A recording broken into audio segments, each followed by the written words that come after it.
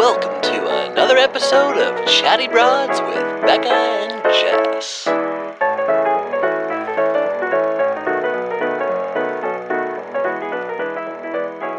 Well, hello there, broads. Hello, good morning. Good morning, broads. How are you all doing? The fact that Hometowns is next week is actually blowing my mind. That's how I feel.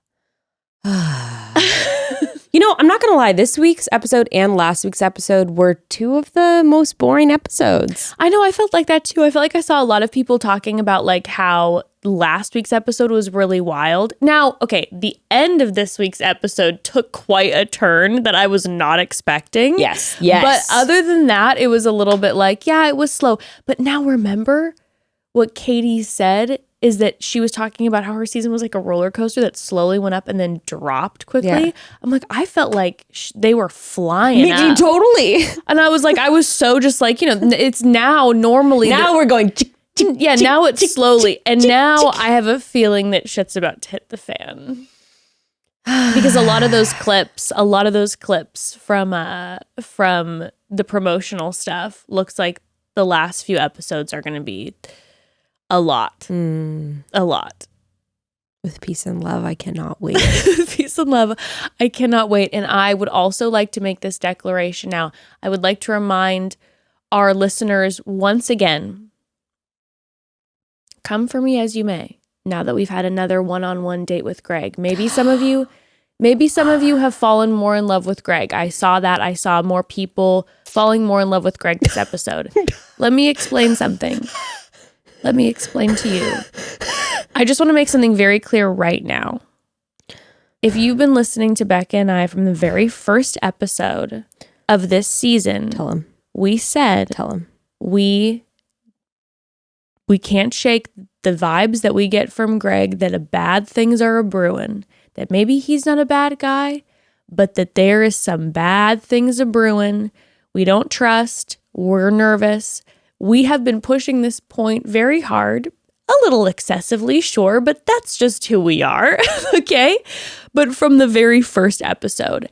And after this week's episode, I will continue to say that I believe he is leaving, and I believe he will be the villain of the show. Mm-hmm. And I just wanted to remind everybody that we said that from the very first episode, because I still feel it. I feel it deep in my bones. Mm-hmm. And when we are right, we will be obnoxiously gloating. So I would like to prepare you for that. I'll call my mom and be like, because my mom was like, he seems like a nice boy. And I'll call my mom first thing and be like, listen to me, Mom. Are you ever going to trust me? Is this how we break into our relationship where you begin to trust me? Is that I was right about Greg? You know what I'm going to do? I am going to go this week. I'm going to be at my parents, and I'm going to show my mom Greg's one-on-ones, and I'm going to record getting her take. Oh, I love that. We'll see. I have a feeling she's going to be on our side. Okay. I have a feeling. I trust that about your mother. I don't really know her, but I have a feeling, I agree with all of your feels. I would have imagined that she would be on that side. My sweet mother, I don't think, no. Jess, I would love to get into Greg's one-on-one just immediately, but first we do have something really fun to talk about. We have an exciting announcement for you. We've got a lot of exciting announcements. We are cranking out some shit right now, broads, because we love you, Broad Squad. Official today. We'll be posting about it on the Instagram. You're going to find everything in the episode notes. Broads, we have our first ever live virtual show. We're covering Bachelor in Paradise. Okay. People's going Hear me out. You guys are like, a live virtual show? Like, all right, that sounds kind of lame. What's the difference? We're going to make it, we're going to shake things up. I mean, we talked about doing a live show actually before COVID. Right now, not really an option, but a live virtual show. For one thing, we've actually never released a live episode ever. Oh, we did the one time a hot minute ago. Really? Yeah. Remember when we did with Peanut? Oh, no. I mean, like, okay, yeah. No, but even when we released it, it wasn't live. Like you've never been able to listen to it live. Very true. Enchanté? What does that mean? Touche? You mean? Touche? I feel like I always say enchanté and I'm like not 100% sure what it means.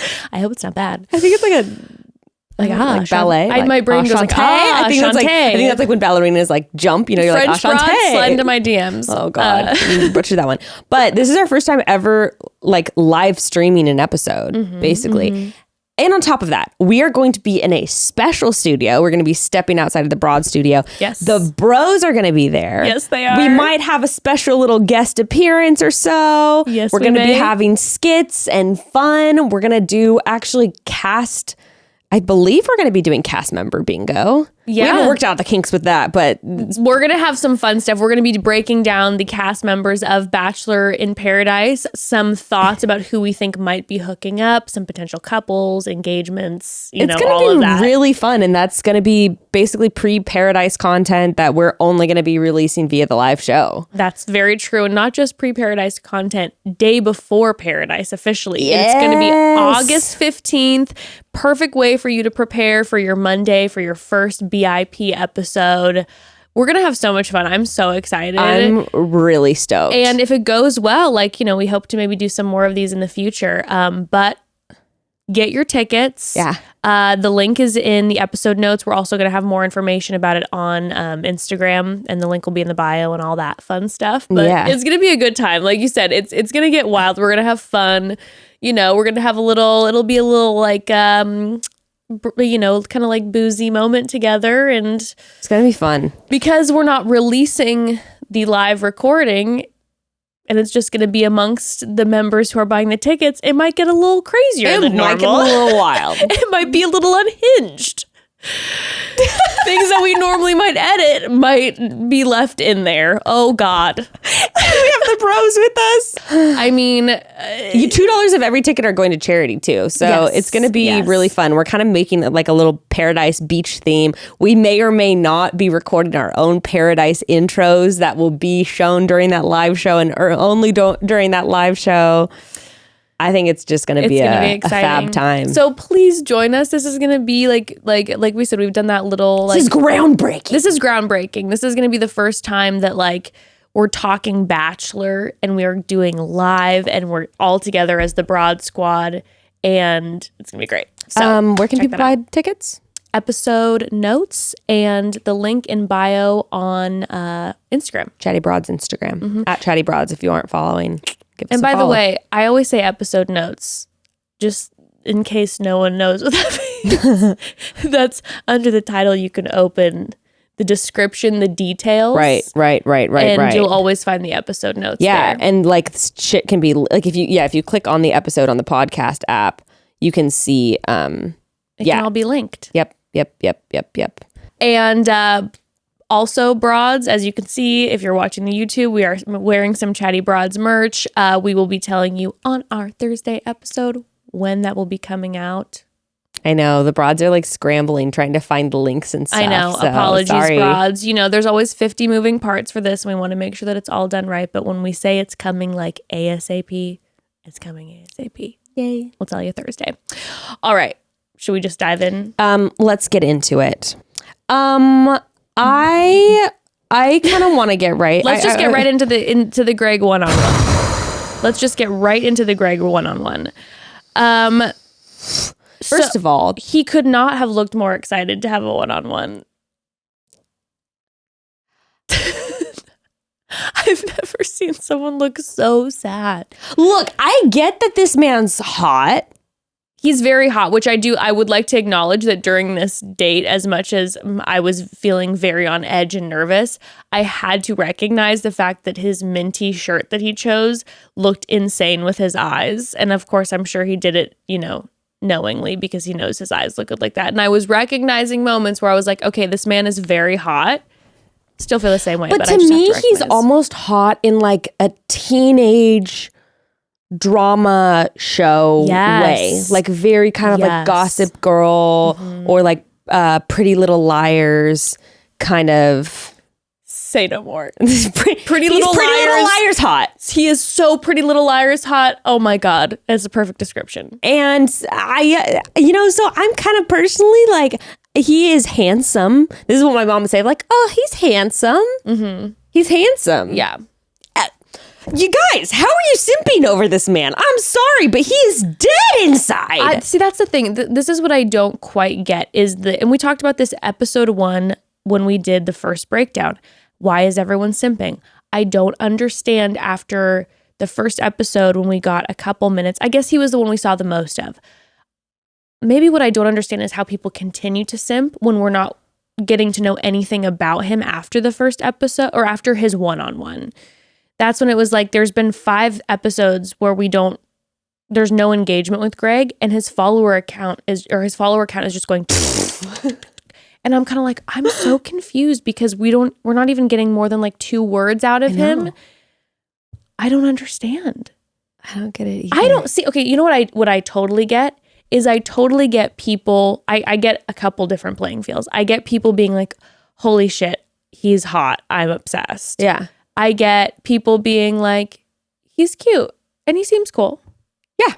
That's fair. That's fair to me. Do you know what I get? Like, I totally get people who are like, I don't get why you guys have a problem with him. When people are like, why are you guys freaking out and so angry about Greg? I'm like, I completely hear you because I hear you. I see you. I acknowledge that.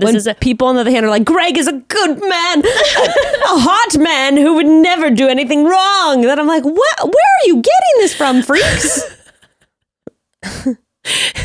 Those things I understand. But yes, exactly what you said. When people are just like, Greg can do no wrong, how dare you, he is perfect. I'm like, but we don't really know a lot about Greg, so I don't understand why we are going so hard for Greg. Before we dive more into the Greg date, I would also like to say, and I say this loosely because I heard this through the grapevine. So I want to put this out there and say that this is not 100% confirmed. So, don't go to the books and write it in blood. That Greg actually, I heard that Greg actually first applied for Hannah Brown's season. Oh my God. So then I believe he applied for Hannah Brown's season, but I don't think he got anywhere with it. And then got on to like the final guys for Claire's season. Then last minute got removed, Claire/Tasha season. And then now is on Katie. So later in the if that was true, that would be literally right after he graduated from theater school or acting school. Correct. And his family has posted random things where it was like, look at this amazing opportunity for like to further your career when it came to like Bachelor stuff. Side note. What? So what I would like to acknowledge... Wait. Sorry, what are you talking about? I'm sorry. There were posts where his I believe aunt posted like a photo of him with his suitcase like going to the airport, and she said and the caption was about, this is going to be great for like furthering your career and dreams or whatever. It was something along those lines.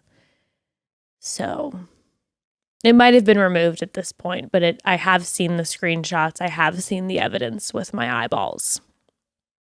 I will try to dig those up later. Thank you. Please and thank you. But with the acknowledgement, we just have to have like a detective moment here. Okay. With the acknowledgement that he applied, at least it seems like he applied to be, that's the rumor floating around, that he applied to Hannah Brown's season. He did get cast for Claire's season, then it couldn't follow through. They cut him out last minute.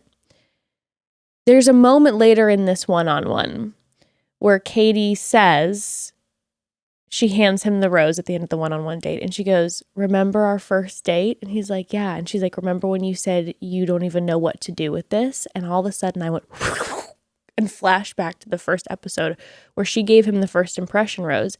And he was kind of like, I don't even know, like, what does this mean? Like, what am I supposed to do with this? Like, he had never seen the show before. And I would say, if someone's applying to Hannah Brown's season, got basically cast for Claire's season, and now this is round 3, they probably have seen the show before. Just throwing that out there. I'd be willing to wager that. Okay. Let's get into it. So I had to put on my little Sherlock Holmes cap here for a second because again, just trying to break it down, just get to the bottom of the situation. Because if people are willing to criticize Blake for being there numerous times, I'm just saying let's really look at the whole picture. Let's look at the whole scoop. Don't come for Blake. Don't just say anything about our son. Say nothing about our son. Okay, why? I have to say this, like, why do they insist on doing the let's pretend we're in this city / like, it is the same dumb shit they did for hometowns, quarantine hometowns, and I hate it. Yeah. Stop reminding me that we don't get to go to these actual places. I would on the much show. rather you not remind me, because all I'm seeing is like, oh, we have like a cart with a couple fish in it, and it's just like the basically when you go to like Pretend City, that little kid place. No, but that sounds fun. It's actually way cooler than what they do on the show. But it's like that. It's like the small mini child's version of like the real thing. Yeah, it's like, no, this does not remind me of Pike's Place. Stop it. No, I'm like, you might as well put up a little Lego model and just be like, look, here we are. The Eiffel Tower. We're in Paris. You'd be better off putting up a green screen and having them being like, doing a picnic in front of it or something. Straight up. Jess. Yeah. I don't know what it is, but throughout this like whole portion, I'm just like, Greg is a bad actor. Yeah, no, I was getting that whole thing the whole time too. It felt, I will tell you this was the first part of the show where I know we've known he's an actor the whole time, but this was the first part of the show that it felt very much so like an act to me. And I think maybe we saw that when he found out that he was going on the one-on-one and we didn't see immediate joy. I think maybe it's starting to set in for Greg that he might actually be put in a position where he needs to propose to her. And I don't think he necessarily planned on that. That's what I think. I'm ecstatic.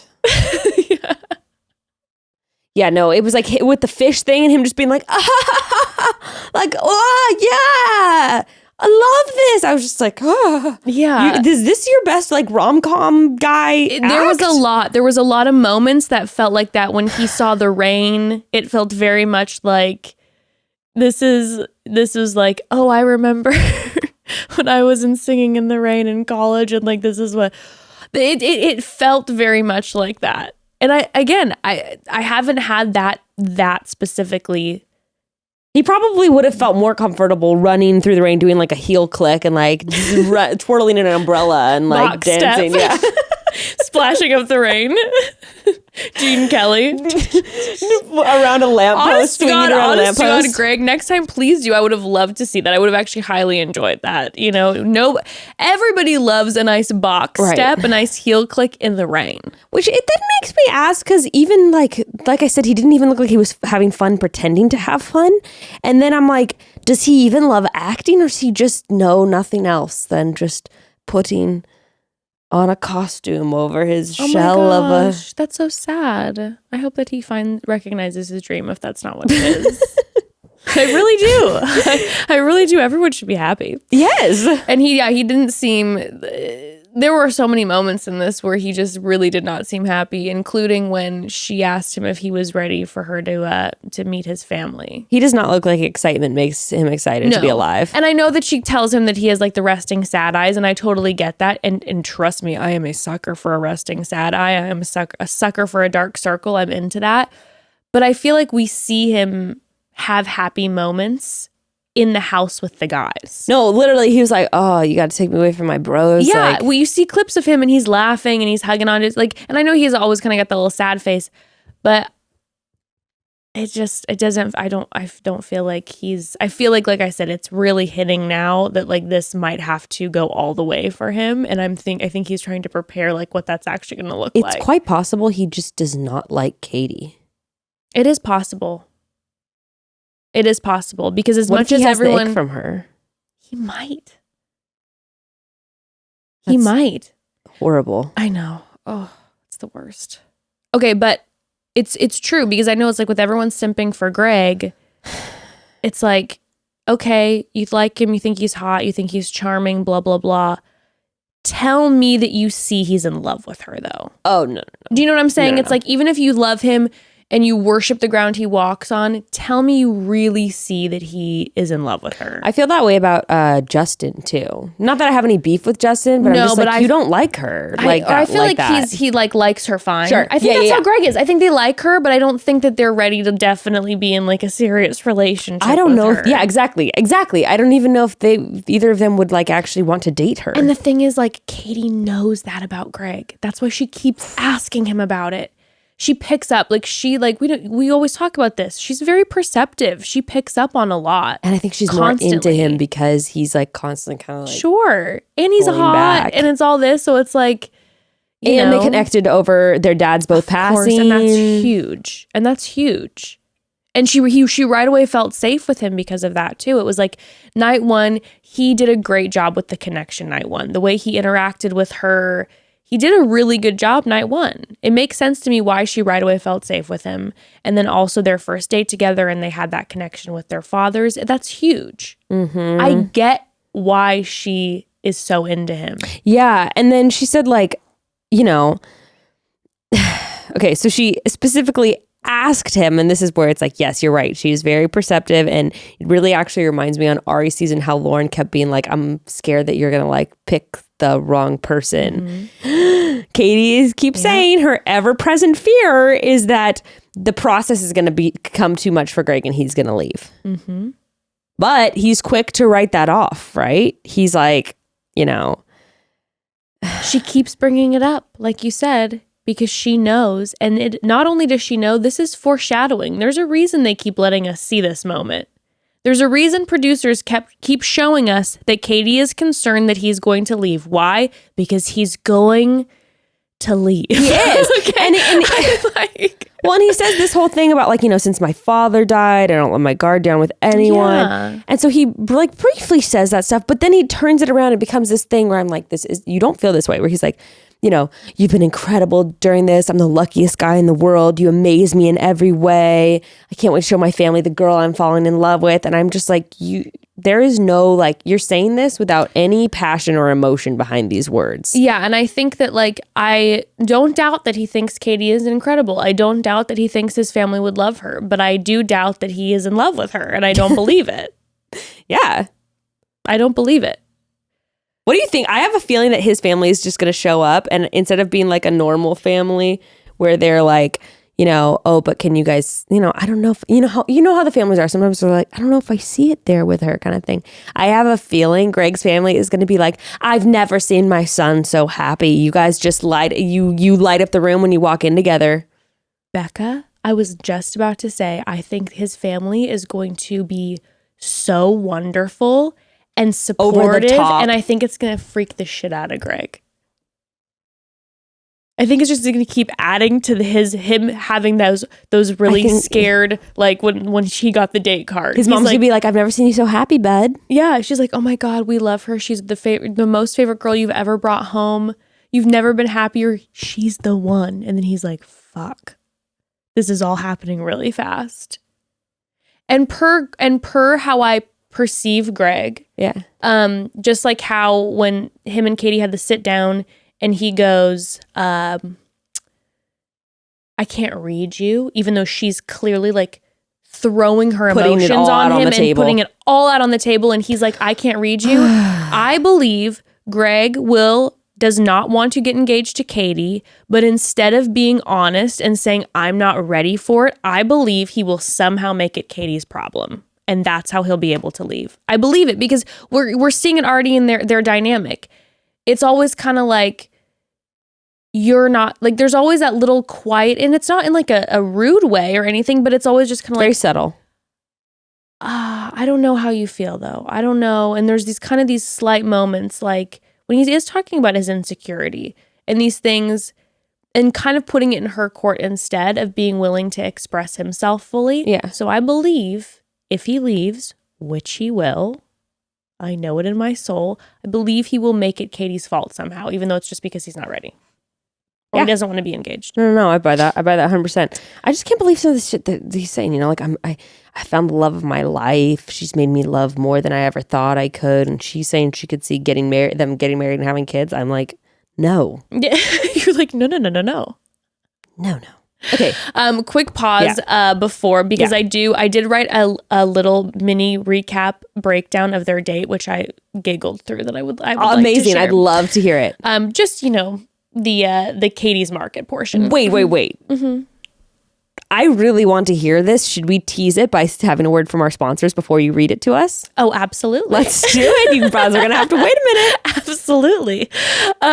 So, broads, do you ever feel like personal care and grooming routines are out of control? Like, who has time for a 15-step skincare routine? Don't get me wrong, that sounds luxurious AF, but I just can't, okay? So I keep it simple, and so does my husband, Evan, with only Hawthorne for all things personal care. Hawthorne is the premium grooming brand that tailors your routine to your unique profile. It's actually a pretty fun process too, because a person starts off by taking their quiz that asks questions like the basics. What's your skin type? What's your hair texture? What's your main skin concerns? Blah, blah, blah.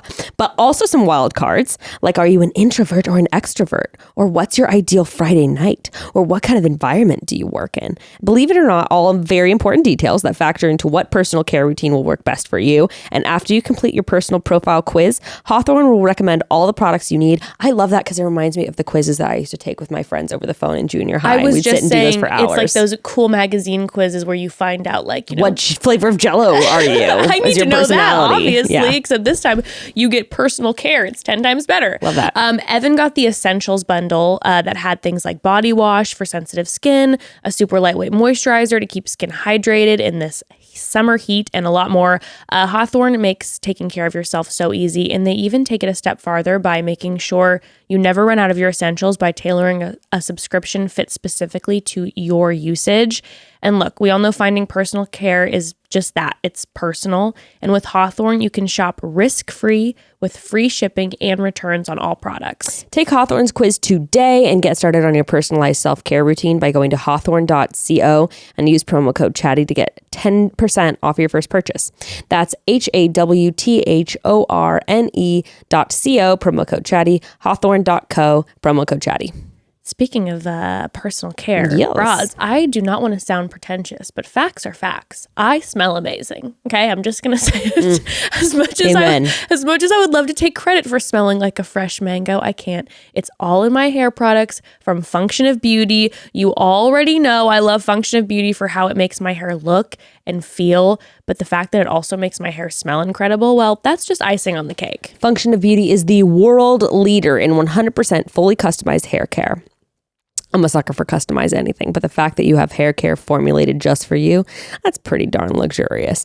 To get your personalized products, you'll start off by taking another online quiz, our favorite. So the team at Function of Beauty can learn all about you and your hair. And after you're through, they're going to use your results to craft a formula that has everything your hair needs to look, feel, and smell its best. There are 60,000 five-star reviews for a reason, broads, okay? I can confirm firsthand I've never had a product make my hair more soft and full than Function of Beauty. And like I said, my hair smells like a fresh mango now, which is my favorite summertime scent ever. Every time I get in the shower, it's like a little aromatherapy session. It's amazing. Go to functionofbeauty.com/broads to take your quiz and save 20% off on your first order that applies to their full range of customized hair, skin, and beauty products. That's functionofbeauty.com/broads to let them know you heard about it here and to get 20% off your order. Functionofbeauty.com/broads. All right, so here's my little breakdown. I'm ready. This is literally just what I wrote in my notes as I was watching the date. And I didn't realize I was writing it as I wrote it. And then when I read it back to myself, it just made me giggle, I'm ready. Greg struggles catching the fish. Greg spins around with the fish, breaks the lights. Greg spills the oysters. Katie gags on the oysters. Greg makes a grandma bouquet. Greg calls her a little fuck or shit when she attempts to pull a fast one on him in football. That was my breakdown. Amazing. That's what happened on the date, dude. Dude, it was. And it's almost like when you're reading that, I'm like, it's almost like the little, the thing at the beginning of a script where it's like, right. Greg pretends to be grossed out by fish. They laugh. Ha ha ha ha ha. Like, come for me if you will. I literally just wrote down exactly what happened. He struggled catching the fish. The man spun around with the fish and literally broke the lights, spilled the oysters everywhere. She like practically threw up eating the oyster. When they made the bouquets, God bless. I'm not saying he's a florist. I wouldn't make a great one either, but he did make a grandma bouquet. And then he 100% called her. It was either little fuck or little shit when she pulled a fast one on him in the football game. And that was the date. And then they sat under the gazebo and told each other how much they cared about each other. You guys, I was staving off an anxiety attack throughout this entire date. I don't know if it was coincidental or not, but I'd like to think it was because of Greg on my screen. I mean, it's just... The whole thing, they give me anxiety. Watching him gives me anxiety because it is just so... I'm sorry, it's so fake and forced. I also just feel like it's just one of those things, too, where when I look at the rest of the house, let's say... You know, I don't feel like this is a really good group of guys. They really have been an amazing group of guys in general. And I don't think I don't think Greg is when I say a bad guy, like a classic villain bad guy at all. But I do when I look at the remainder of the guys, like the fact, for instance, that Greg is there and Andrew S. got sent home. It just makes me sad. Yes. I can't help but feel sad. Yes. Andrew S., what a move in the end. I was alive. Don't know how to feel about this. I'm actually mad at Andrew S. I understand that, and I have that feeling, except in the reverse. Like, I'm like, yeah, you did that. You pulled that shit. We're gonna get into that. Okay. First, do we talk about poor Brendan getting sent home? Okay. Yes. Like, here's the thing, Brendan. This is truth, broads. Brendan and Blake are friends in real life. Blake encouraged Brendan to go on the show. Now, I don't think so I don't think that it was he knew who the lead was going to be yet, but he was like, Brendan, you should go on the show. Wait, no way. They are in real life friends. Apparently, when Blake showed up, there was a reaction, obviously that was filmed, to Brendan finding out, and they didn't air it. Why? I don't know why. Because Brendan doesn't have any kind of key piece. Like, obviously, we didn't see anything of him. And now but they're buddies, which is why Brendan then goes to Blake's room afterwards and is like, "Hey, guy, I gotta go." I was very confused by why he went to Blake's room. You're like, wow, they really clicked so quickly. Yeah. No. I was just like, okay, is Blake now the ambassador for the crew? Like, I was confused. Even though I do kind of feel like he has taken on like he is too the role of the dad of the house, which again, they all like him. It goes to show a lot about Blake that he came in so late and that everybody seems to like him. Granted, everyone seems to like Greg too. True, but Greg was there from the beginning. It's true. You know. But yeah, so Blake does know him. They're friends. I mean, Brendan, what are we going to say about it? He didn't play a key piece in it. He's like, my dad would love to drink beers with you. And she's like, I don't want to drink beers with your dad. You're going home, buddy. Oh, man. It was so rough. And he seems, he was one of those guys too. He does seem like a really chill guy. And as soon as he saw that his name was on the group date and he wasn't going to get a one-on-one, do you think he went to her room to try to ask for a one-on-one, or was he trying to really end it? And then she just was like, I'll stop you there. I'm going to end it for you. Oh, no, I think he was trying to get a one-on-one. Okay. Definitely. I couldn't quite read the situation. I couldn't quite read if he was like asking for a one-on-one or just being like, hey, I feel like we really could have gotten to know each other. I think he was trying to be like, hey, babe, let's hang. Do you mind if we hang right now? Yeah, literally. Oh, and I felt so bad for him because when he showed up, like, and it's not her fault, but she clearly did not want to see him. She was like, oh, hey. Like the difference of when Andrew S. showed up at the door and she was like, Andrew, oh my God. Yeah, no, and definitely. Brendan showed up and she's like, why are you here, babe? Hey, what's going on? And he's like, are you okay? And she's like, no, I'm fine. Just like, why are you here? Yeah, no. She had just like gotten out of the shower or something, and it was just like, I'm finally having some alone time and you're showing up, and this is not what we're looking for. She was like, yeah, okay, bye. He even put that, did you see him apply that lip balm before he walked in? Gray and I were dying, dude. He like checks his breath, applies a little, like the lip balm, like so quick as she's like opening the door. Yeah, I was like, sweet Brendan, you're not going to get a kiss. This is rough. That broke me. I would like to acknowledge the fact that though Brendan's hair is quite high and is not for me, Brendan's voice is for me. The man has in my opinion, one of the hottest voices I've ever heard. He does not have a hot voice to me, but I will say, like, I felt like I definitely noted like he should be doing like voiceovers. He has like that kind of voice. I felt it in like in the deep parts of my body where I was like, oh my God, I was like, sir, if you decide to ever, do audio erotica, get on Dipsy. Yeah, get on Dipsy or something like that. But for real, like it was kind of, I don't even know. It was like gravelly and deep. Woo! I love a voice too. It was very like me. dad voice, like character. Yeah. Anyway, Hot. We need to talk about the group date. So the next day on the group date. Okay, we need to talk about the art situation because honestly, Andrews was the best. We didn't get to see Blake's, but Andrews was actually pretty good. Becca. I literally wrote down, I'm like, this is a sick piece of art. Like, it's cool. Like, why is he so good at this? I was like, whoa, like I thought his was angle, dope. it was like the way it was painted was like kind of edgy. And I was like, damn. Now, the sushi thing, I wasn't 100% sure. No, I didn't like that. I don't, you know me, I don't like an eating out innuendo. Yeah, I wasn't. That grosses me out. At first, my precious little innocent brain was like, oh my God, I didn't know that they ate sushi together. That's what my brain went. I was really, during this date, my brain was so innocent that I thought when Blake put his canvas up, that it was literally a canvas painted black. I did too. No, I actually did too. Because the way they blurred it out, I thought that as well. It looked like black. And then when he was like holding it up saying, this is life, I was like, oh, is he talking about like the vagina, like entering? I thought he was doing like a conceptual art type thing. Me too. And then I was like, why is everyone saying, then when Justin goes, dude, this guy's wild. And I'm like, why is everyone saying he's like so crazy? Yeah, I don't know. I'm like, okay. Yeah, no, that was sick. I don't like eating out innuendos, but guys. Yeah, I'm gonna art shame right now. You know what? You have a degree. You are allowed in this space to art shame.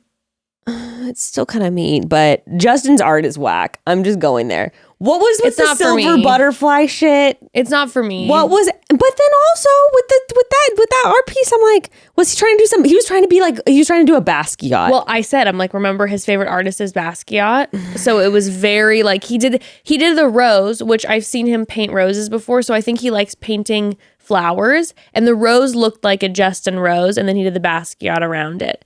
I hated it. I knew you were going to. I hated it so much. I was like, ugh. And I liked Andrews a lot. I liked Andrews too. I was like, Justin, you got some competition. I think Justin was a little, and with even Blake's too. I'm like, Justin, are you a little jealous that they kind of out-arted I would really like to see what Blake's actually was. Me too. He posted on his Instagram. He's like, maybe one day. Blake, can you? I'm asking now. Can you take a screenshot of it and send us a DM? Please. With it in. Blake, please. We won't share it. We just want to see, please. For your mothers. But okay. So the way that this started, though, I would like to also acknowledge when they walk up and the way that the art is, in a circle, and then that the artist Jacqueline Secor came up. When I tell you, I was crying laughing watching this part. It felt so like obviously this whole thing is staged, but it felt like an unstaged movie, like a comedy moment. Like fucking Blake was in like a Judd Apatow movie where he shouldn't be at an art exhibit, but he is. And then Jacqueline walks up and is like, "This is actually my art." And he's like, "Oh God." He was like frightened when she walked up because she is just so like consummate, like beautiful, like ethereal artist that comes up and is just like, "This is my art." She was pissed about this with everyone giggling and shit. She's just like, I did not get paid enough to be she's here like, this immature bullshit, like everyone laughing at, the giggling. By the way, I'm like, can I get a art piece? She wasn't the only one pissed either as the host, which we will get to in a minute. Mike and Katie's date, that instructor also got pissed, and we're gonna get to that in a minute. You mean Cuddle Jean? Cuddle Queen Jean? Cuddle Queen Jean, baby! Shout out. No, but and then when she asked Blake to describe it, and he said, "For the love of God," I was like, "Oh no, Blake!" And he goes, and I get what he was saying, It was like messy. What did he say? Because there were like tons of like, I Yeah. think weeds and like flowery things coming out. And he was like, it's She's a little messy and the she's like- colors are a little aggressive. And she's like, that's a self-portrait. And he just turns around and he's like, oh, fuck. And the funny thing about art too is you could just be like, it's very vaginal. That's all you have to say about it. Yeah, seriously. You're like, I'll just say it how it is. Like, we all know what it, like, These are all based off of vaginas. Yes, these are vulva flower pieces. Yes. And they were dope. Vulvular. And then you talk about it and you go, but really when we're talking about these lines and these like sort of ovular shapes of the vulva, it's really about life, the egg, all of these round, it's about the feminine instinct, the softness and the movement of the, it's This like, this is some art major expertise. See, this is when Blake needed you and an earpiece in his ear, just off camera. Yes. Talk about the egg. Exactly. Talk about eggs. Riff on the eggs. He's like, eggs. She's like, what? That would be amazing. Okay, I'd like to also acknowledge, two things. Acknowledge when Andrew and Katie had that smooch. Justin's face, favorite part of the episode. Oh, yeah. When they kiss, his face was wild, obsessed. Yes. Also, would like to acknowledge Michael A's art. He is full of surprises, Michael A. He sculpted the ass. Oh, he yes. sculpted Katie's ass. Which we also didn't get to see. I'm like, really? I'm like, it's an ass. Stupid. But okay, apparently he didn't do a great job. At least that's what the men said. But he's full of surprises. He is. He, like we were talking about, he's got that energy, man. It's like, I know he is a sweet, precious father, but like, he also like, I don't know. Which, by the way, I was wrong. Michael did make it to hometowns. She was convinced and she was secure in meeting his family, meeting his son. Yeah, that was the one that we were wrong about. And then I thought I might be right because I thought Andrew might be at the end. I thought he might actually be coming too. But yeah, but Michael, obviously we're obsessed. He's an incredible human being, but I've been surprised every week by how much more their connection seems. Because the first time they were together, we were like, oh, he's an amazing guy, but like, I don't think she's into him that way. But every week he kind of shows a little bit of a different side of himself. I was surprised at how much Katie, now I'm just talking about the night portion of the day. I was surprised by how much she was just like, no, I like think about you and James like all the time, what our life would look like. Girl, I was getting so emotional when she was like, every time I give you a rose, I give it to James too. And then she brought up Laura, his wife. Cute. And I was like, this is getting really, really emotional. Also though, if it was me, I'd be like, you haven't met Ruth and Franklin. What are you talking about? You think of them every day. You haven't met them. Stop. I'd be like, you don't even know who it is. You don't even know. You never knew Laura. You're nothing like her. It's like if I showed you a picture of my son James, you would have no idea who that child was. If you saw him in a lineup, you wouldn't know. You're so defensive about it. She's like, oh my god, I was just trying to be sensitive. He's just like, you don't know James. He just like says that offhandedly. No, you don't know him. I mean, that's interesting that you think about him because you don't know him. The face. You don't know him. But no, it's true, and I think that made him feel really comfortable. And he said, "I can assure you, no one can love you like I can." That was kind of a move. That was a move. Michael A is hot. I mean, he is dynamic. He has many sides. Also, when we saw him talking to his son on FaceTime, I was like, "Oh, okay." Tears when Michael A was talking to his son on FaceTime. Tears weren't rolling down my face. They were shooting out of my eyes. They were shooting. I was like, I cannot handle this. When he was looking at him and wait until we meet James. I wonder if they're going to let us meet James. What do you mean? They're going to exploit the shit out of that. I could just see Michael getting protective all of a sudden about like meeting his family. What if she doesn't even actually get to meet his family? What if he backs out beforehand? Oh shit. I just feel like he's going to be... That'll be juicy. When you saw him with his son on that phone call and the way he was like, you're my best friend. Dude, I can't even talk about it. I'm going to start crying. When he's like, you're my best friend in the entire world. I was just like, oh my God, it's him and his son. Yeah. Yeah. Oh man. I gotta change the subject or else the tears are gonna start I'll change the shooting subject. out Let's of my talk eyes about, again. we can just gloss over this too. Honestly, it's nothing we haven't said before. Blake's like, I am so in for you right now. I completely believe him. I think he's totally into Katie. He's in 100%. Oh, but this is the important part too. Yes, What? I forgot about that. That he tells her that he says, my mom's gonna love you, but when you come to hometowns, he's like, but I have to be honest, like, I'm not in love with you yet. It's inevitable. I know it's coming, but I'm not gonna lie to you. And the second that he said that, I'm like, even if I didn't or even if the guy wasn't on like in my brain one of my top 4, if he would have said that, I would have been like, I kind of want to put you in my top 4 now because I appreciate that you are being very direct with me. Because to me, then you're not playing a game, right? No. You're not doing this whole like, now I'm falling for you. Next week, I will be in love with you. Week after, I will love you. Now, do I feel it a little bit in my gut? Sure. Do I have that moment where I go, oh, the guy who might be one of my like faves just told me that he's not in love with me yet and all these other guys are like licking my feet? I feel it in my gut a little bit. But that's a reality check. Right. Gut feeling. Right. Because that's real. But then also he's telling you, I mean, he's like saying that, looking directly in your eyes, and like he's more into her than any other person there. I don't care what anyone else has said about being in love with her, falling in love with her, loving her, or whatever. Did by the way, didn't Greg say I love you to her? He said I'm falling in love with you. No, but he said like offhandedly like I love you. Oh, he did? Dude, I swear to God he did. Like, he was like, I love you. Like, that feels on brand. And I was just like, just kind of like casually kind of throwing it into conversation and being like, did he just say I love you? Oh my God, have you ever dated a guy that's been like that before? Thank God, where no. you're like, oh, there was a guy that I was like dating who I was not in love with him, but he was that guy. I love like, you. He would throw it and in. Like lingering. Yeah, and he'd be stare. like, oh, gosh, I just love you. Anyways, da, da, da. And I'm like, did you just say you loved me? Like, yeah, no, and it I'm was pretty like, sure Greg said that. I'm like, just look me in the eyes and tell me if you do. Like, don't say it that way to me because now I don't know. I'm now I feel very confused. Like, and now am I friend zoned? And now I want to know if you are throwing that out there. Yeah, in a friend zone-y way, like we're buddies and like you love me. Or you look me in the eyes and tell me that you love me because I need to know because I'm not in love with you and I need to make this clear that we're on 2 separate pages. Like, let's be honest. Guys, speaking of which, we're recording it next week. Not sure if it's coming out next week or the week after, but we have a special guest.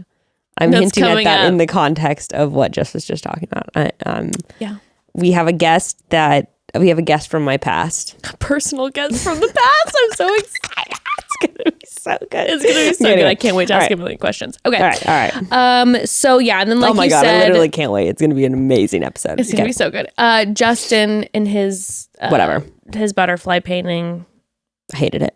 I was not my style of art. Did you see what I posted on my story? How Grayston was like, Claire's. Is he an artist for Claire's? It's pretty spot on. I mean, but the fact of the matter is, they need artists, so it's fine. Yeah. Art is art. Oh, I'm sure he's working. I think he's paying the bills doing his art. Good for him. It looks like it. It looks like it. So, oh, okay. The last thing I did want to note is that during the Andrew S. portion of the date, the way in which they were interacting. Oh, yeah. Now, I love me some Katie. But I got to be real with Katie on this one.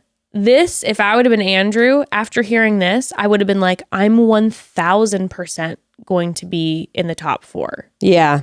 I was like, when I was watching this, I was like, oh, he's 1000% top 4. Like she was really hitting home that she will always be there to encourage him in his dreams. Like, even if it means that like they have to be apart for months at a time, like she will be there for him. It was really intense. Even if we're living in 2 different places, blah, blah, blah. Yeah. We're going to figure shit out. And because she was like holding his hands, like looking in his eyes. That's what I'm saying. It was very like, and I was like, oh, wow, this is like, and then he created the little like, the recreation of their date when then he lifted her up. It was so sweet. And I was like, oh, they're like, I think she was picking between him and Justin, and I think she picked Justin because she's more sexually attracted to him. Bada bing, bada boom. That's that. Bada bing, okay, bada speaking boom. of sexual attraction, let's get into the date with Mike P. Let's get into the date with Mike P. Actually, before we get into the date with Mike P, can we take a quick little pause? I'd love to. I'd love nothing more. Just a quick little pause. The other day, someone asked me if I want more kids, and look, I'm pretty sure that the answer is no, if I'm being honest, but Whether I do or I don't, I want to have all the information I need to make the best decision for myself when and if the time comes. And I used to think that reproductive health was something that you only really needed to know about if you wanted to grow your family, but broads, that couldn't be farther from the truth. No, you're so right. You don't need to want to have 4 kids to be interested in your reproductive health, or 6 kids or whatever.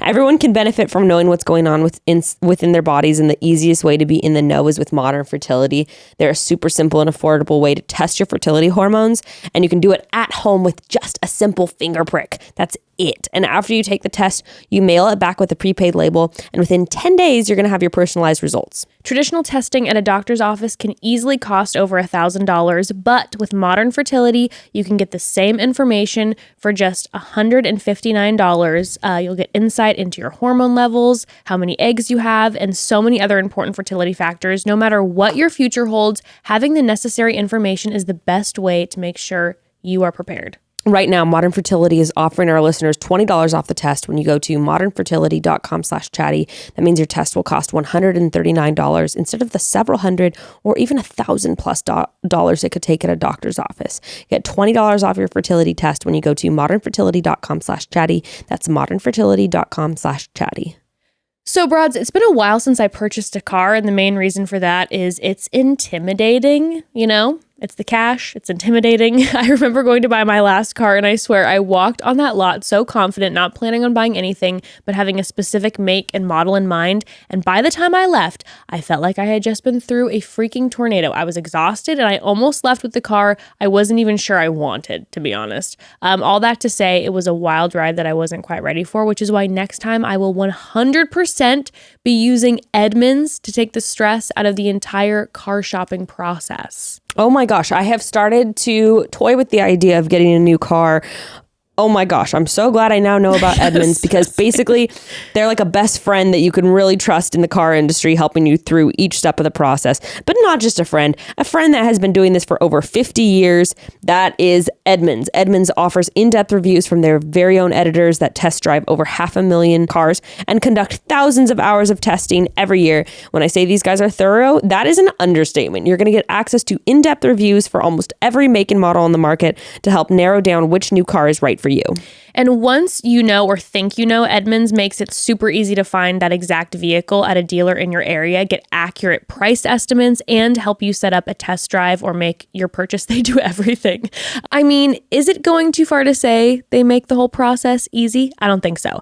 We're looking actually to sell our current car too and to get a used one, and it seemed like a nightmare process until I went on Edmunds, and Evan and I were both blown away by the ease and all the options and price points. Like, I'm so much less stressed now looking at Edmunds since we made that decision. Shopping for a car can be really overwhelming, but Edmunds is here to guide you to your perfect vehicle. Visit edmunds.com to see their best car rankings and search for vehicles near you. That's EDMUNDS.com. For cars, there's Edmunds.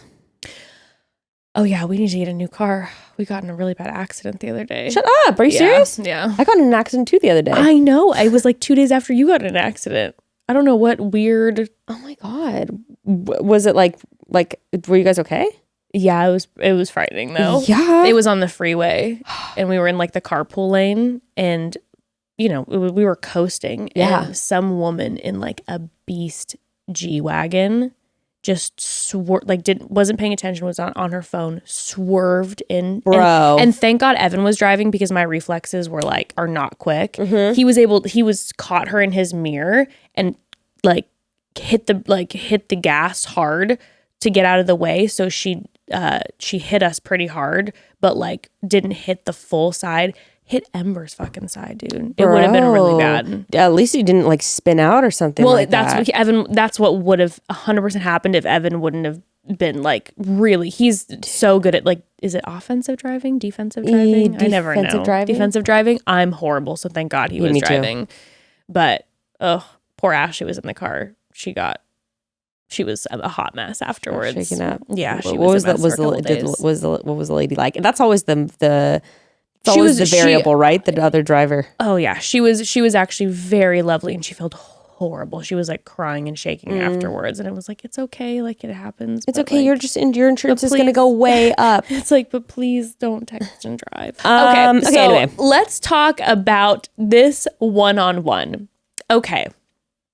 I have so many thoughts about this one-on-one. Okay, first of all, so they have this whole cuddling experience thing, right? With Cuddle Queen. Cuddle Queen Jean, who is a cuddle expert. I have a bone to pick, and I know this was producers too, though, but I'm like, dude, these are not, like, her doing the riding him, that's not a cuddle position. No. Stop. No. Like, I know what you're doing. You're trying to mess with Mike. Why are you trying to give him an erection, guys? I feel so bad for Mike because it was like this man was really doing his damnedest to like have a good attitude through this whole process.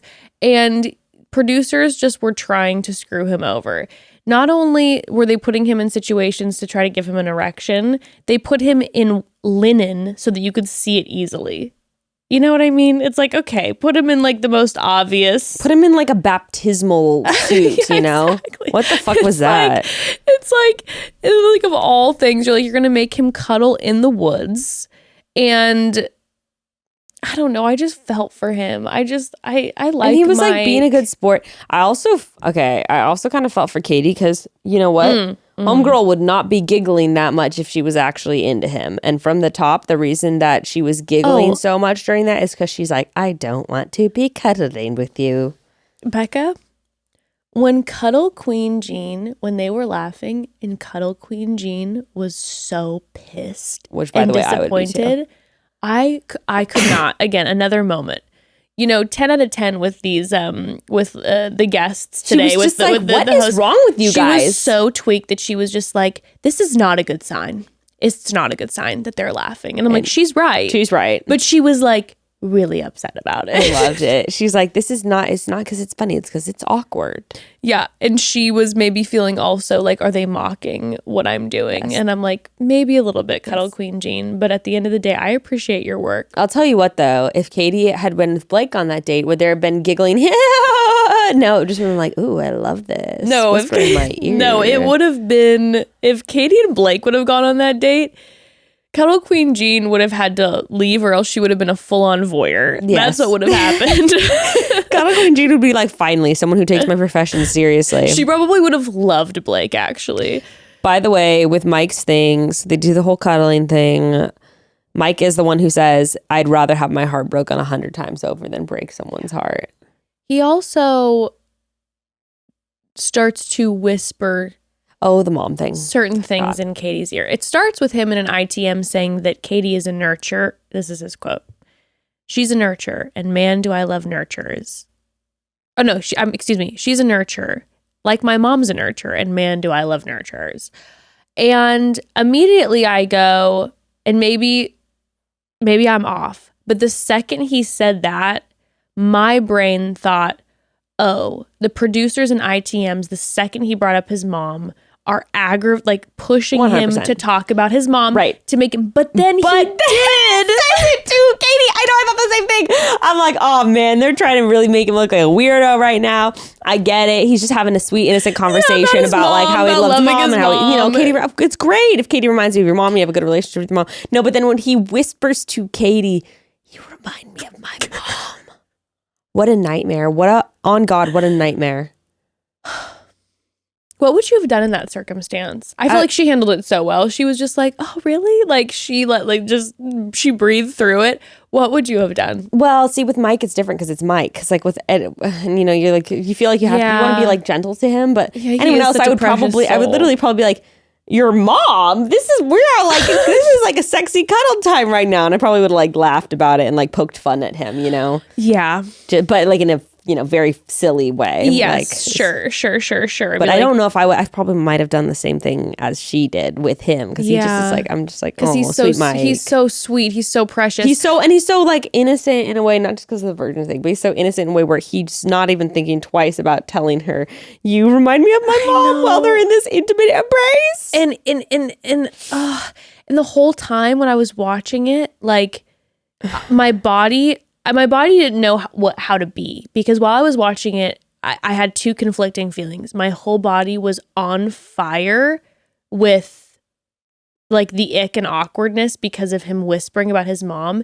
And then the other half of my body was like, he is so gentle and sweet and he is like the real deal. And when they're having this conversation where he's like spooning her and he's just like so and saying like, this is why I am the way that I am, and this is why it's important to me. And it's like, oh, this is his heart. And even if you don't agree with it, he has such a kindness and a non-judgmental way about him. And I really loved when Katie had that moment too. I was like, same girl. When Katie was like, I just wanted to say like, I can be really judgmental when I hear that someone is like, quote unquote, saving themselves for marriage. And like, you've helped me see that like, it's not always how you connected. Might think it is. Like, yeah.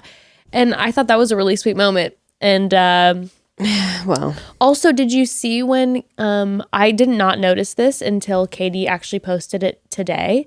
Did you see when she was straddling him in the lap of luxury? Oh no, the lap of luxury was when he was in her. She was straddling him. Did you see the gigantic bug in her hair? Oh my God, I saw people posting about this. I didn't notice it though. Did you see it though? Mm-mm. With people posting? Oh no, I just thought no. This is the type of stuff that like, if I was Katie, I would think about for the rest of my life. Like, it would look at in her hair, that bug, how big it is. And it was, and you see it. Oh my God. Bro, this is like an 1.5 inch long bug. Show me again? And it is crawling up her hair. And I don't know what that is, but it is horrifying. And if I was Katie, I would be traumatized and thinking about that. Like, then you're constantly then touching your hair for like the rest of the day. Yeah. It'd be like, there's just, ugh. Anywho. Oh my God. Anywho, horrifying. Well, she ends it with him. She did. And, Mike was feeling really passionate about, Blake was feeling really passionate about the fact that he knew that Mike was not coming home. And he was like, think about how uncomfortable he would have been on the date with Katie with the painting. And he's like, and Katie loved that date. Like, she can't be with someone like Mike. And then sweet Andrew S. was trying to really be like, he's not oblivious, Blake. Like, whatever. And Blake has now crossed the line where he's starting to get a little bit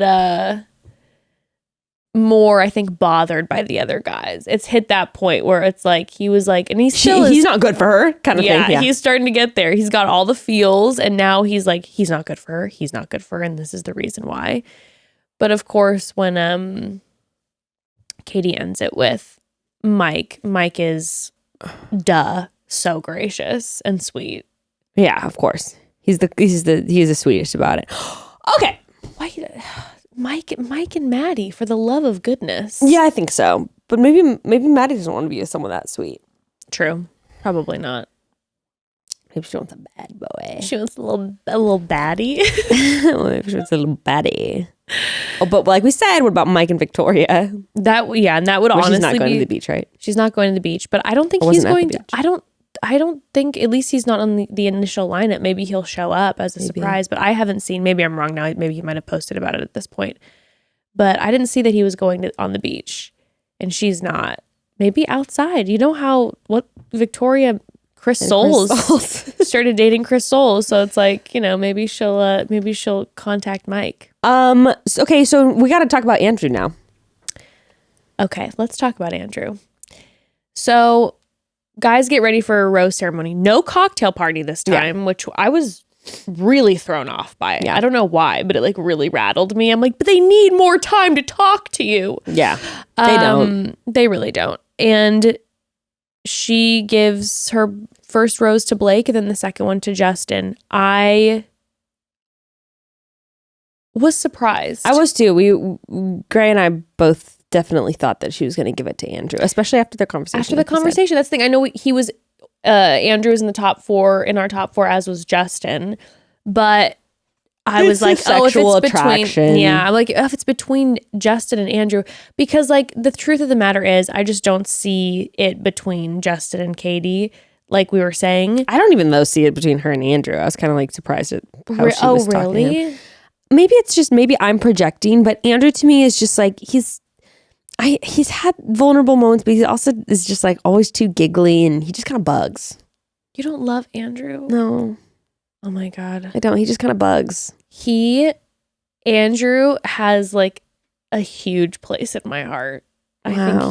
I think I feel like he reminds me a lot of like the dynamicness of Michael A, where it's like, oh, he seems like he's kind of this way, but then you also kind of find out. And I like, obviously, yeah, we don't know like tons about him. No, I think he seems like a really great person. But I think he's just lovely. And it just annoys me. And then I got really annoyed with him at the end of the episode, and which we're about to get to, and I can't wait to talk about it. Okay. So she gets rid of Andrew. When they do their goodbyes, it's a very sad departure. Yes. He, of course, another gracious king, just very like, obviously he's like crying hard, but he's just letting it be. He's not trying to like figure out like why and whatever. Yeah.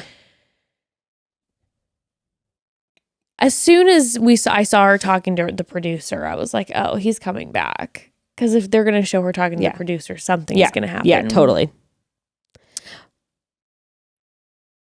The next day, there's a knock on the door, and we find out that knock, that infamous knock, where she's like, I didn't expect to see you, was Andrew. Like you said, she was talking to the producer, so then it's like, did she like know that Andrew was coming? Like, was she kind of anticipating this? Because then, which we're about to get into, she ends up saying to Andrew, like, well, what if I did? So did she have a whole conversation with the producers? Like, can I bring Andrew back on? I would imagine maybe. Yeah. Maybe that night when he was sent home, quote unquote, sent home, when she was talking to the producers and she was tripping out, I bet that she asked if she could see him. And they probably I would imagine they didn't give her a definite answer. And so when he knocked on the door, maybe that's why she was so happy to see him, because it was like, oh, maybe this is a moment. Which, by the way, when he knocked on the door and walked in, of course, first thing I thought of was, this is an Ari Becca moment. I was like, this is exactly what Becca's told me about when she got to go back and see Ari again. I still think there's a possibility I actually could have gone to Fantasy Suites. Legit. Do you think if you would have asked him? I don't know, because I what if you would have done what Andrew? What if you would have done what Andrew S did? If you would have slipped him a little note, or just been like, I mean, if I was to do anything, I probably could have been like, what do you think about like just giving it like one more shot or something like that? It might have What worked. if you would have just been like, I just want to do the fantasy suite date just one night, just one night. There's no way, because you can't pay. Oh my god, I haven't watched the movie in so long. I love it. If you literally asked him like, hey, can I just come for the fantasy suites and then I'll leave? Can you imagine? Don't worry, I'll get out of your hair, babe. I'm no strings attached. You literally were like, listen, I'm just a cool girl. Like, just have me for the fantasy suites and then I'm out. Like, you don't even have to do the rose ceremony. Like, I promise I'll be gone. I'm just. He's like, that's literally been my biggest fear all along. But okay. So Andrew shows up. I'm assuming what they were doing, because again, our conversation about what you did for Ari's season. And I was like, there's one of two things that the producers are doing. Either one, they're setting Andrew up for being the next Bachelor. So we're having more moments with Andrew. Yeah. I think we see a setup. I think this is a setup for him and he's going to be the next Bachelor. Yeah. I really do. Because I know a lot of people were talking about Michael. Maybe, I was talking about Michael, but then I was seeing other people being like, "Oh, he's getting." I'm saying I agree with that. Yeah, that he's getting a Bachelor edit. But I just really wonder if Michael will do it with having his son. I think they might pull like family. an Emily Maynard bringing the son along. Maybe, vibe. But Distance I also learning. I could also see Michael A being kind of like, I don't think I want to do that. Yeah, I could see that too. I could see him literally coming off the show, and now because he is famous. Actually just meeting someone in real life who like lives near him, who normally wouldn't have. DMs are blowing up. Oh, you know his DMs are on fire. Yeah, so it could be Andrew. I'm so down. I think he'd be a really fun. He would be a fun Bachelor too. He's super lighthearted. It'll be like a happy, like lighthearted. A lot of dates. Maybe too many British accent dates, but that is what it is. We might just have to deal with that. But I think they're setting him up for a Bachelor edit 1000%. Could be. Especially since he said no in the end. So let's get to that. So he shows up.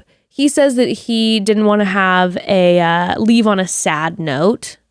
which I'm like, okay, they have closure, whatever. This is, again, him either getting a Bachelor edit or them, letting him come back. And he says some nice things, and then he pulls out that envelope and hands it to her. If you change your mind, I'll be waiting. I got the phone. That was really scary. Actually, that almost knocked. I threw my phone. And I was almost like, the camera was almost out. I did not think it was gonna bounce like that. So okay, but Becca, let's talk about the second then that she opened that note and started crying, and the music hit, and I had a rush. This was one of these moments that I was like, okay, I am a puppet for producers right now. I felt everything. I was like, oh my God, that note. He's waiting for her, and then the music is picking up, and she's chasing him, and I'm like running down the stairs. And I'm like, this is so corny because she's literally chasing him, and this is like fully like they left the doors open so that she could chase him, but I don't care. This is the romantic rom-com moment that I needed in my life, and the way the music was picking up. That's why I was so pissed, because I got double punked. First of all, it was a double punk. So first of all, she sprints. She sprints like she's running to the airport before he gets on that plane. Oh, what a moment. She catches up to him and goes, I just want a hug? And I was like, no. And I'm like, in my heart, I'm like, oh, this is so heartbreaking for Andrew. Like, this is mean at this point. Like, you're going to chase him. He thinks he's having a moment, and then you just want a hug. She says, I just want a hug. Chases him down, gives him a hug. But then she does say, like, after a moment or two of them, whatever they're talking about, says, like, if you were to be able to come back or whatever, like, would you want to or whatever?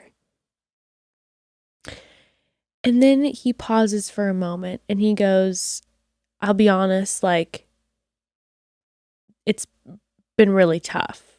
You know, the whole like getting rejected part. And then I'm assuming that he's like, okay. I'm like, you put that note out there and now you're going to dangle it in front of her a little bit and be like, well, just a reminder, you did break up with me. So I don't know if I want to come running back, but okay. And then he says, that's going to be a no for me. So what the fuck? Why did he leave a note saying when you're ready, like, I'll be waiting? That's bullshit to me. That's bullshit. The fuck is that? No, for real. Like, I'm actually mad. Like, if you're saying, like, when you're ready, I'll be waiting. And then the person says, like, hey, would you want to give another shot? Like, maybe I actually am ready. Like, maybe I made a mistake. And he's like, no. After he put the ball in her court. What the fuck is that? 1000%. You are correct. And I ate that shit up. Like, because I think I couldn't believe it. But yeah, so please, someone answer me. What the fuck is that? Okay, so this I do understand. This portion, this piece of it I do understand. I feel like I'm a dramatic person, and let me tell you, when I'm in a relationship with you, I'm very dramatic. If I were to be on the show and have one of the moments that Andrew S. did, I would write that note, right? And that is 1000% not a have me back on the show. That is a 1000% if it doesn't work out in the end, give me a call. But then what is the bullshit about oh, I want you to actually choose? What is that then? Oh, not sure. We have to acknowledge this. Andrew kind of plays in the dramatics. He does frequently speak in a British accent. No, okay? dude. That's why I don't fuck with him. I believe that it's annoying. That he really, really liked Katie. And I think that he wanted to have a moment with her. And he left that there to be like, if everything doesn't work out, call me. But straight up, if she's literally inviting you back on and you're just like, no, then you don't like her that much at all. Actually, you don't really have feelings for her. If it's that quick for you to turn around and be like, no, I actually don't want to give our relationship a shot. What if he was waiting for her? Wait, back up. What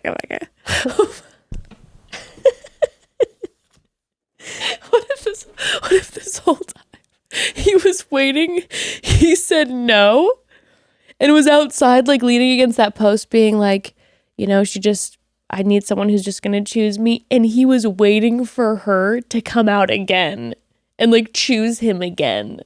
Like that was the whole That was the whole idea. Wait, He's what? like the fact that that it's so the back and forth game that what he wanted is he gives her the note.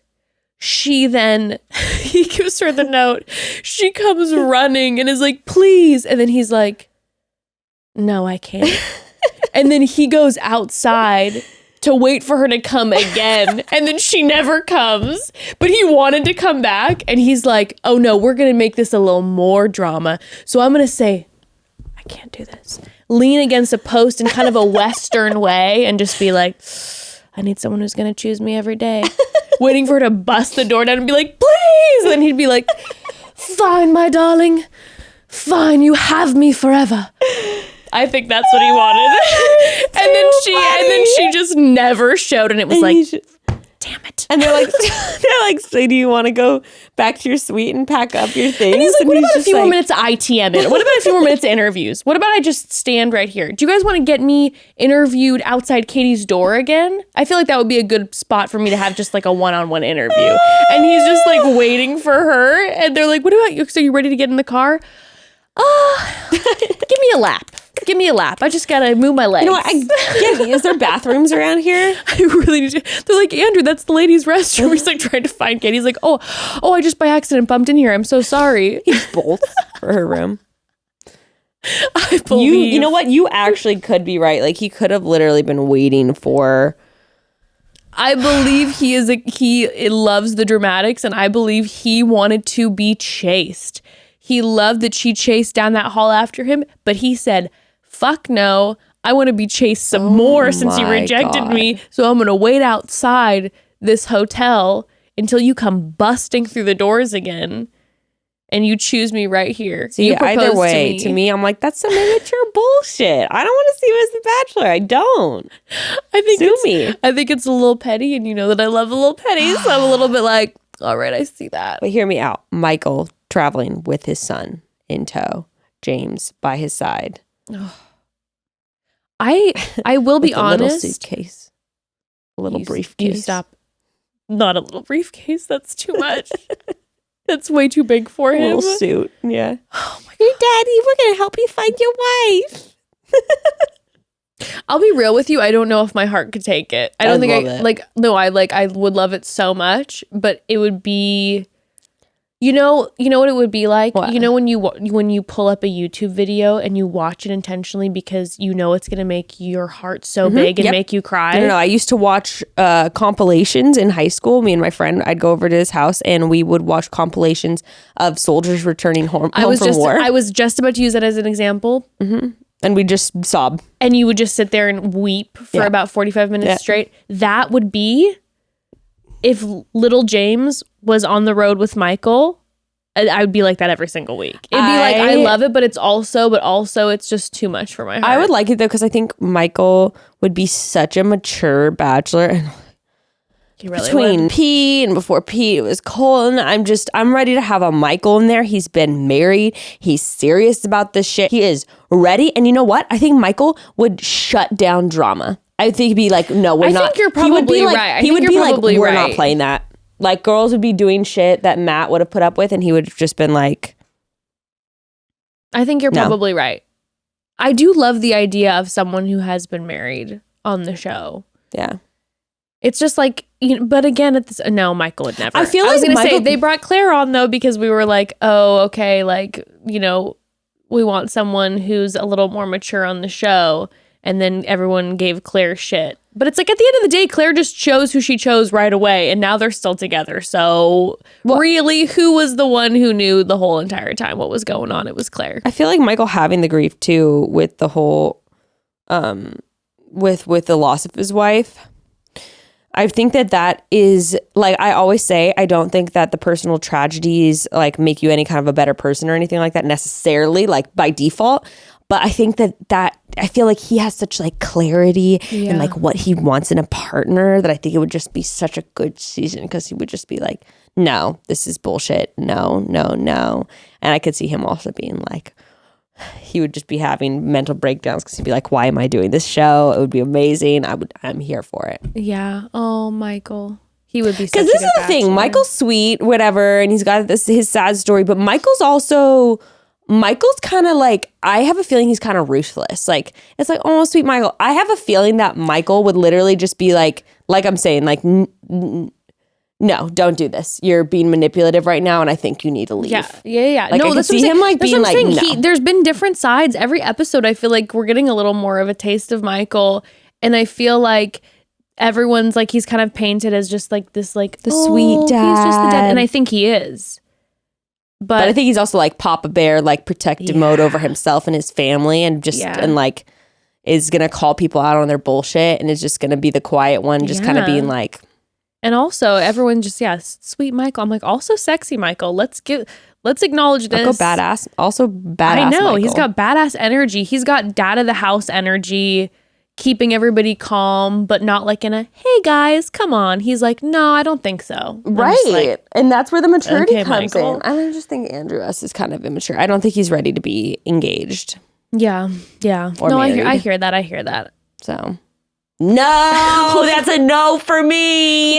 You know what's crazy is it's gonna be Pete again. Oh, shut the fuck up, dude. How would you feel if Pete was the Bachelor again? Maybe, you know what? We should have Matt and Rachel host the Bachelor season. What do you think about that? No comment. Yeah, how about Pete and Kelly? If Pete was, how about Pete and Colton? If Pete was the Bachelor again, I would be so angry and so happy at the same time. And anyone who says they wouldn't also be kind of happy at the same time is full of shit, because you know that you know that you're there for that train wreck, and you know that you're going to hate watch it. And of course, I'm not saying you're going to watch it and be like, what a great season. You hate watch it and you live for it. And anyone who says they don't live for it. On the beach? I don't know. He better be. I'm actually going to be really disappointed if he's not. If Pete doesn't show up and just drop a bomb. If he doesn't land on a helicopter that he's flying above the water and somehow like take some sort of like hydrocraft like to the shore, I just no. Pete is probably my least favorite, like out of all the people that Bachelor Nation like kind of hate as the lead, Pete is probably my favorite. I agree, because I find him hilarious. I found his season hilarious. Yep. Everyone was like, and I'm like, I think this is funny. Yeah. Now, is it a shit show? For sure, but it was entertaining. And also, I do believe we feel that way because I believe that Pete is maybe one of the few leads who actually can handle people giving him shit. I agree. He seems to just actually not give a fuck in such a way that of like, he doesn't give a fuck so much that you don't actually realize he doesn't give a fuck because he just doesn't care. He's going to out after clubs, going to people's houses like right after he was the Bachelor, and people are filming him and they're posting it and he doesn't care. I think like, Pete doesn't like look at his DMs or comments. I think remember how Colton used to like read everything? Oh yeah. I think Pete is probably, people are like, oh my God, have you heard what people are saying? Pete's probably like, nope. That's because he's up all night partying. I don't think Pete's really like on his phone aside from like posting a story or a post. You know, he's one of those people that like posts and goes. He's like, literally, right, he is out until 8 a.m. and starting again. Wink, if you know what I mean. Like, he's working, but then when he's on his off days, he never sleeps, if you know what I mean. And he's just not checking those DMs because he is living probably life quickly. Are we calling him a cokehead? I didn't say anything. He likes to party. He likes to party. What can I say? I would party with Pete for sure. I would definitely party with Pete. I really hope and pray to bump into Pete one day in Los Angeles. To bump into Pete? That wasn't on purpose, was it? That was no pun intended. All right, broads. Well, remember, check out the episode notes to get the link for the live show tickets. Also on Instagram. We will chat with you on Thursday. We have an amazing episode coming out on Thursday because some of you broads were kind enough to send us photos of matches that you had on different dating apps, and we are going to break down these matches. So exciting. So exciting. Also on Thursday, we'll talk about the merch. And we love you so much, and we'll chat soon.